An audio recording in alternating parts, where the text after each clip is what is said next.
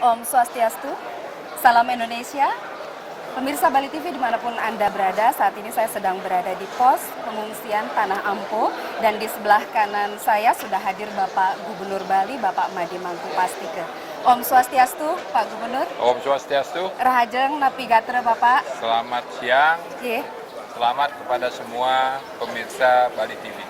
Baik, ini walaupun sibuk tapi Pak Gubernur bisa ketemu di Tanah Ampo, ini luar biasa, sudah turun terus ke lapangan, Pak. Oh, sudah hampir seminggu ini saya keliling terus untuk melihat situasi yang sesungguhnya di lapangan seperti apa, sambil juga kita mengatur apa yang masih bisa diatur supaya semua bisa tertib, langkah-langkah kita lebih efektif dan lebih efisien.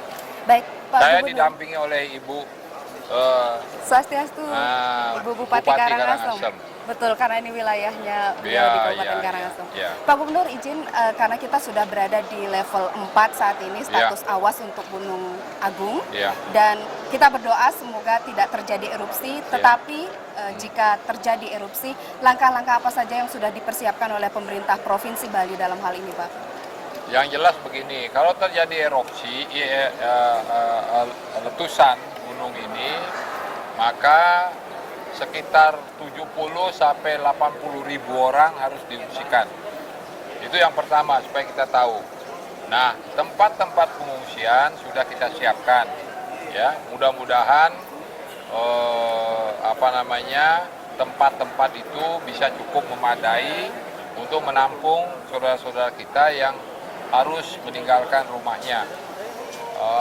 Logistik kita sedang siapkan semua, dari aspek permakanan, shelter, air, kesehatan, semua harus kita siapkan dan sebagian sudah kita siap.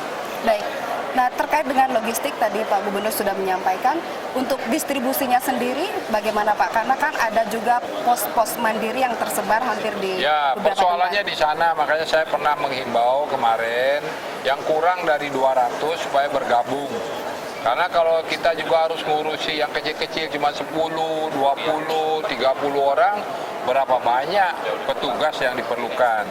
Jadi oleh karena itu kita anjurkan untuk bergabung, kecuali mereka memang berada di keluarganya masing-masing, sehingga saat ini belum perlu untuk diberikan bantuan. Nah, tapi kalau yang sudah memerlukan bantuan harus berusaha untuk bergabung, supaya kita bisa lebih mudah membantu mereka.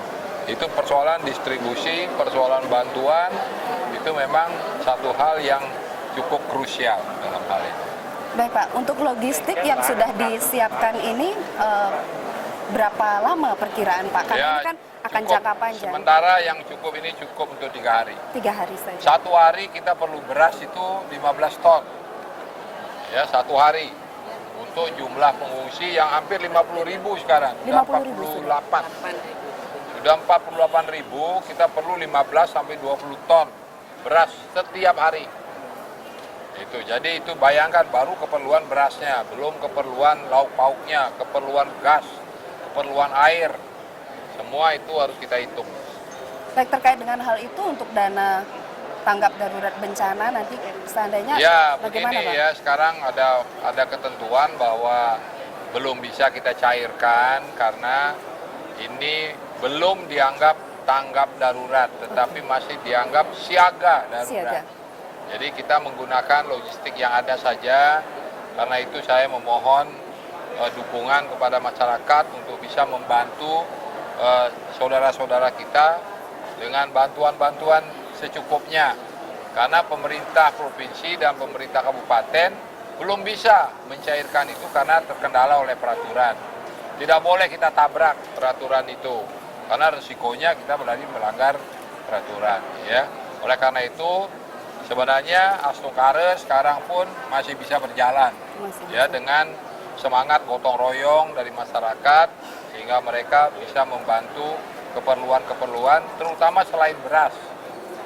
Karena selain beras kita harus beli. Nah, belinya itu duitnya yang nggak ada. Ada duitnya di kas, tapi belum boleh dikeluarkan. Baik, Pak Gubernur, ini tidak bisa kita pungkiri bahwa perhatian dari masyarakat bukan hanya di Karangasem dan di kabupaten lain juga sudah mulai berdatangan perhatian mereka.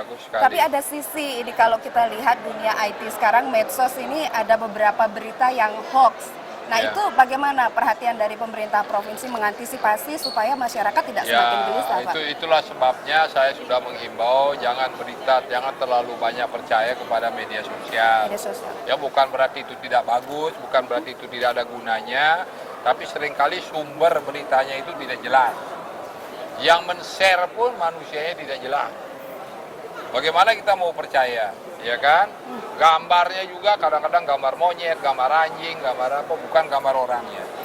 Kalau itu kita percaya, ya kita rusak semua masyarakat ini. Oleh karena itu, tolong cari sumber-sumber resmi dari media online, saya kira bagus.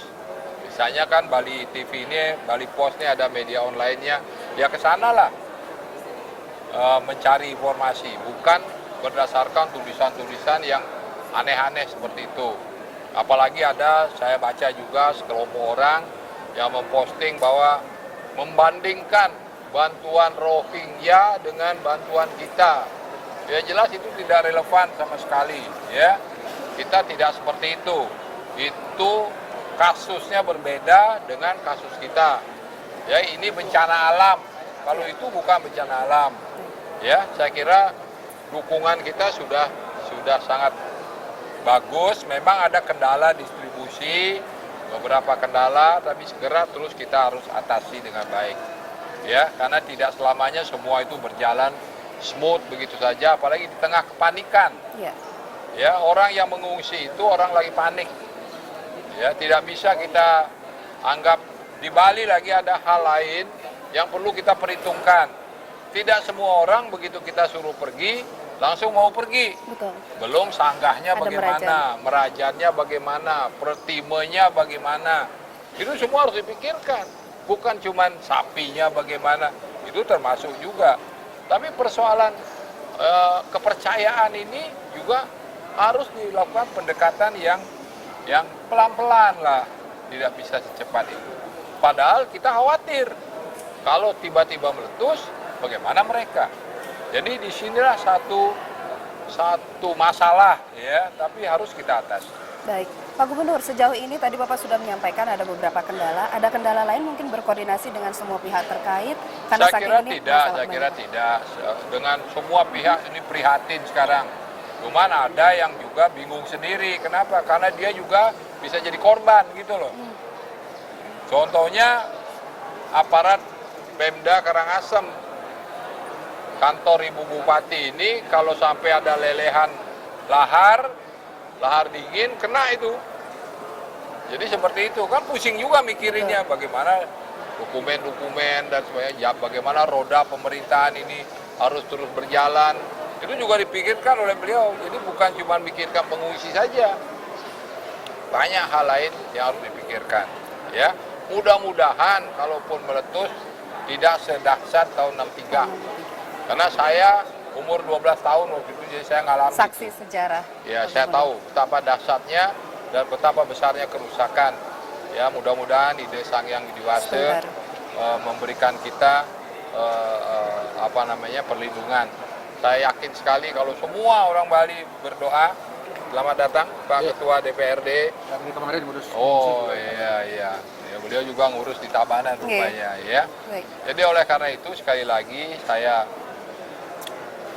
memohon kepada seluruh kerama Bali, mari kita berdoa bersama, bersembahyang bersama, supaya kita semua selamat dan dalam lindungan Ide Sang Hyang Widiwasa. Baik, Pak Suk Semedahat, Pak Gubernur atas waktunya. Jaga kesehatan terus Pak, karena ini waktunya panjang. Harus semangat sehat. terus.